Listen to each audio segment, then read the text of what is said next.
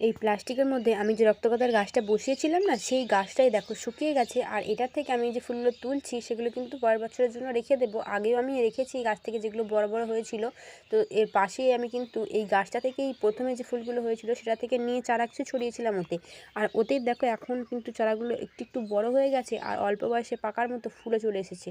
তো দেখো এইখানটা আমি প্রথমে আগাছাগুলোকে পরিষ্কার করে নিলাম, মাটিটাকে সুন্দর করে প্রস্তুত করে নিলাম, যা হোক করে খুঁড়ে খাড়ে। আর দেখো এটার মধ্যে জল দিয়েছি যাতে গাছটা সহজে উঠে আসতে পারে। তো দেখো গাছটা ফুলটা তো দেখো গাছের থেকে ফুল বড়, অল্প বয়সে পাকার মতো নয় কি? তো দেখো এই করে করে আমি কিন্তু অনেকগুলো চারা এর মধ্যে থেকে তুলে নিলাম। তো দেখো চারা এত হয়েছে আমি ভাবতে পারিনি। দেখো এই এতটুকু গাছগুলোতে এত এত ফুল হয়েছে না যে তোমাদেরকে কী বলবো। দেখো এর মধ্যে কিন্তু অনেকগুলো চারা আমি তুলেছি। আর এটার মধ্যে যেহেতু গাছগুলো ছোটো ছোটো সেহেতু অনেকগুলো গাছই আমি বসিয়ে দেবো এক একটা করে। তো দেখো এক এক করে আমি কিন্তু গাছগুলোকে বসিয়ে দিচ্ছি। আর দেখো ছোট্ট ছোট্ট গাছগুলোতে কেমন ফুল হয়েছে আর কি সুন্দর ফুল হয়েছে, কত সুন্দর দেখতে লাগছে। তো এর মধ্যে আমি এগুলোকে বসিয়ে দিয়ে পরে আমি জল দেবো। আর দেখো ফুলগুলো দেখতে পাচ্ছ কত সুন্দর ফুলের কালার, আর কুঁইগুলোও কিন্তু গাছের থেকেও অনেকটাই বড়। তো জল আমি দিয়ে দিয়েছি, আরও চারা কিন্তু আমার বেঁচে গেছে, আরও একটা অন্য জায়গায় আমি বসাবো।